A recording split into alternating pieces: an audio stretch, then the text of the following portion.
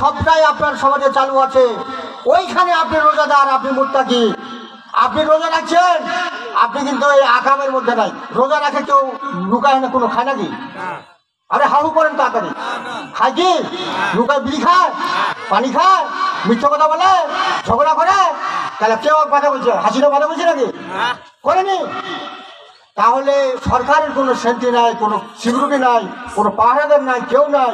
এই লোকটা আগে যা ছিল এখন অনেকটা পরিবর্তন হয়েছে। মিথ্যা বলে না, সন্ত্রাস করে না, চাঁদাবাজি করে না, দুর্নীতি করে না, মানুষের খারাপি করে না, কল্যাণ করে না। এই লোকটা নম্র এবং ভদ্রতে পরিণত হয়েছে, এই লোকটা মুত্তাকি হয়েছে। ঠিক না? এই আল্লাহ তাআলা সিয়াম সাধনার মাধ্যমে যুগে যুগে এই ধরনের পরেশগার এবং মুত্তাকি লোক বাছাই করার জন্যই আল্লাহ রোজা ফরজ করছেন, বলে সুবহানাল্লাহ। আর এটা হলে কি হবে? কোরআন শরীফে ভুরি ভুরি দলিল অনেক কথা আছে, আমি ওটি বলতে চাই না।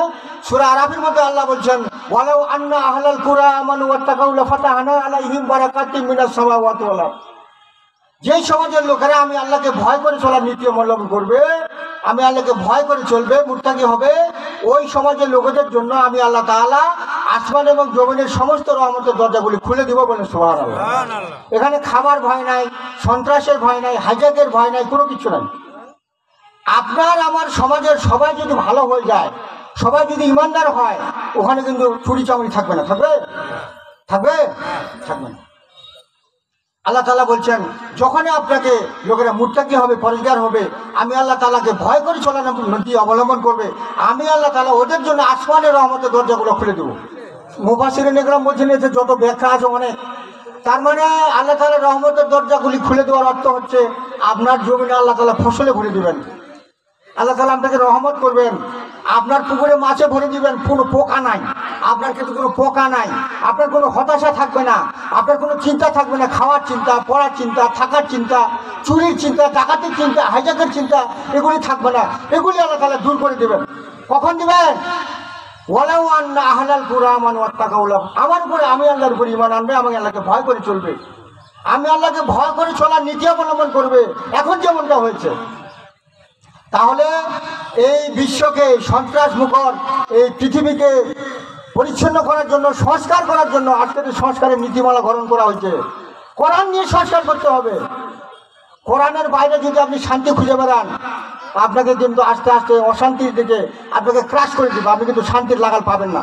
মরিচিকার পেছনে ঘুরে কোনো লাভ হবে না। সুতরাং রমজান হচ্ছে কোরআন নাজিলের মাস, কোরআন বিজয়ের মাস। শাহরু রমাদান নাজি উনজিলা ফিহিল কোরআন হুদাল লিন্নাস, এটা বিশ্ববাসীর জন্য হেদায়েত, বলে সুবহানাল্লাহ। এটা শুধু মুসলমানদের জন্য না, এই কোরআন হচ্ছে ওপেন টু অল, সকলের জন্য কোরআন। তাহলে এই কোরআন পড়তে হবে, বুঝতে হবে, এই কোরআনকে প্রতিষ্ঠিত করতে হবে, তাহলে শান্তি আসবে। আর কোরআনকে, ইসলামকে বাদ দিয়ে আপনি নিজে নিজে আইন তৈরি করবেন, পার্লামেন্ট চালাবেন, ডিসি চালাবেন, সংসদ চালাবেন, প্রশাসন চালাবেন, হ্যাঁ, দফা রফা বানাবেন, আল্লাহ বাদ, আল্লাহর আইন বাদ। অথচ আল্লাহর আইন দিয়ে সবাই চলে, চলে না? আল্লাহর আইন দিয়ে সবাই চলে। আল্লাহ বলছে, আফাগাইরা দীনিল ইয়াবগুন, তোমরা কি আমার কোরআন ছাড়া, আমার দিন ছাড়া আর অন্য কোনো কিছু তালাশ করছো? ওয়ালাহু আসলামা মান ফিস সামাওয়াতি ওয়াল আরদ, অথচ আসমান এবং জমিনে যারাই আছে, চন্দ্র সূর্য, গাছপালা, বৃক্ষলতা, পশু পাখি, সবাই আমার বিধান মানে, আমার আইন মানে। সবাই কার আইন মানে? আল্লাহর আইন মানে। লক্ষ্য করছেন তো? আপনি মানেন না, আমরা মানি না। আপনার সমাজে আর কোরআন চলে? আরে সবই চলে, খালি কোরআন চলে না। ইসলাম, কোরআন, শরীয়ত, রাসূলের আদর্শ চলে না। আর নাস্তিক বেঈমানগুলো আলেমদেরকে, আমাদের সমাজের যারা হিরো, যারা এই জাতির রাহমানি করবে, নেতৃত্ব দেবে, তাদেরকে শেষ করে দিয়েছে। তবে আল্লাহর কাছে শুকরিয়া যে এই ধরনের নাস্তিক, মুরতাদ, ইসলাম বিরোধীরা এখন আমাদের দেশ থেকে অনেকটা পলায়ন করেছে। আগামীর বাংলাদেশ কোরআনের বাংলাদেশ হবে ইনশাআল্লাহ। আপনারা থাকবেন তো সাথে? ইনশাআল্লাহ থাকতে হবে।